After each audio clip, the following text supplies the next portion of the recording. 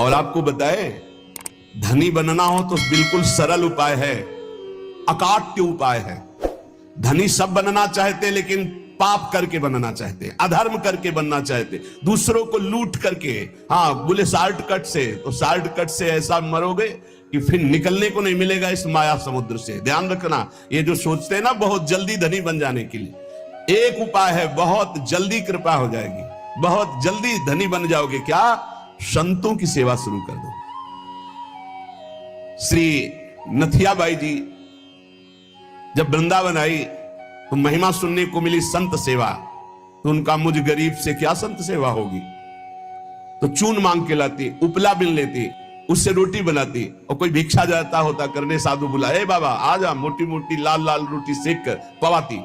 अब धीरे धीरे भिक्षा से जाने वाले साधु उनके यहां जाने लगे, रोज मांगना, मांग कर लाना, बनाना, पवाना, पवा के बैठी, फिर संत आ गए, लाओ माई, फिर आटा लगाया, फिर कभी ना नहीं किया। एक दिन वो हुआ कि बोरा में लद लद करके अन्न और व्यवस्थाएं, बिहारी जी स्वयं एक दिन वो गाड़ी में लद करके आ रहे थे, आटा और सब सामग्री लेने गई थी मैया, और वर्षा होने लगी, तो छाता मैया को दिया, और आप लालटेन लिए हुए और कहे आओ मैया इस रास्ते से आओ, बैलगाड़ी थी ऐसे। तो सोचा ये नव किशोर 14 वर्ष का बालक कितना कृपालु है, ऐसी वर्षा में स्वयं भींजता हुआ हमें छाता दे, क्योंकि संतों का अन्न है।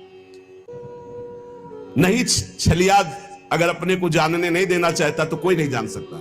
जब दूसरे दिन बिहारी जी के दर्शन करने गई तो देखा एक हाथ में लालटेन, एक हाथ में छाता। बोले अब हमें समझ में आया कि कौन था, आप थे बिहारी जी।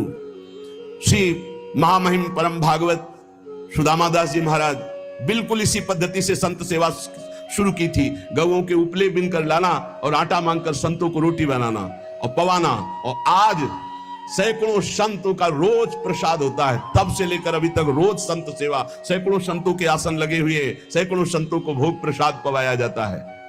रसिक मुरारी जी ने गुरु आज्ञा का पालन, संत सेवा करने, पर संत सेवा का बहुत कठिन व्रत है, बहुत कठिन व्रत है, क्योंकि अलग अलग स्वभाव के संत, अलग अलग भाव के संत।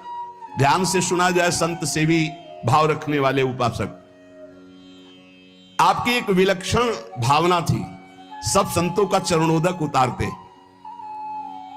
ये भी ध्यान रखना चाहिए कि उसमें ये नहीं देखना चाहिए कि इनके पैर गंदे हैं, इनमें क्या लगा हुआ, नहीं। जब चरणोदक उतार रहे हैं तो सबके, भले कुष्ठ क्यों ना हो उनके चरणों में, लीला हो सकती है, वही भगवान हो सकते हैं।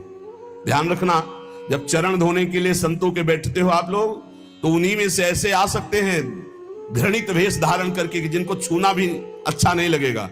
बहुत चाव भाव से उनके चरण धो, ये मत सोचो कि इनके पैर कैसे घृणित। कुल सावधान, लीला कर सकते हैं, हरि हैं, बड़े लीला बिहारी हैं। रसिक मुरारी जी के धन क्या था? संतों का चरण उदक भर भर के माट में ऐसे ऊपर विराजमान किए आसन पे, और रोज उनकी परिक्रमा, रोज साष्टांग दंडवत, और रोज चरणामृत पान, रोज चरणामृत उतारवाना और संतों को भोग पवाना। संतों के चरणामृत में किसी भाग्यशाली की निष्ठा होती है। मटकों में भर भर के रख के जैसे कोई अब संपत्ति रखता है, ऐसे बड़ी कृपा है, गुरुजनों की बड़ी कृपा है जिनको संत चरणामृत में। और जब से वैष्णव मार्ग मिला तब से गुरु कृपा से नित्य चरणामृत मिलता है। 500 वर्ष पहले महापुरुषों के जो चरणामृत वो आ करके अपने आप कृपा करके दे गए। ये तुलसीदास जी का चरणामृत है, ये अमुक संत का चरणामृत है। तो गुरु कृपा से बहुत से पात्रों में चरणामृत ऐसे रखा है, रोज दर्शन, रोज पान, रोज सौभाग्य मिलता है। चरणामृत, उसकी पूजा करते, आरती उतारते, परिक्रमा करते, दंडवत करते संतों के चरणामृत की। चरणामृत की निष्ठा, जबान में सबसे पहले चरणामृत। कई बार ये लीला होती, वहां अलग चरणामृत, यहां अलग चरणामृत रखा, पहले चरणामृत, फिर जो कुछ बाल भोग जो भी मिले, पहले चरणामृत, भोजन तो पहले चरणामृत। चरणामृत की निष्ठा होनी चाहिए, ऐसा नहीं कि भोजन देखा टूट पड़े।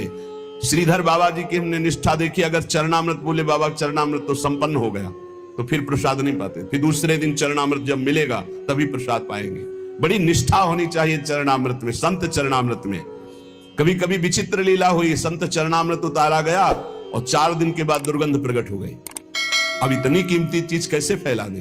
तब फिर आया कि उसको ढक्कन खोल के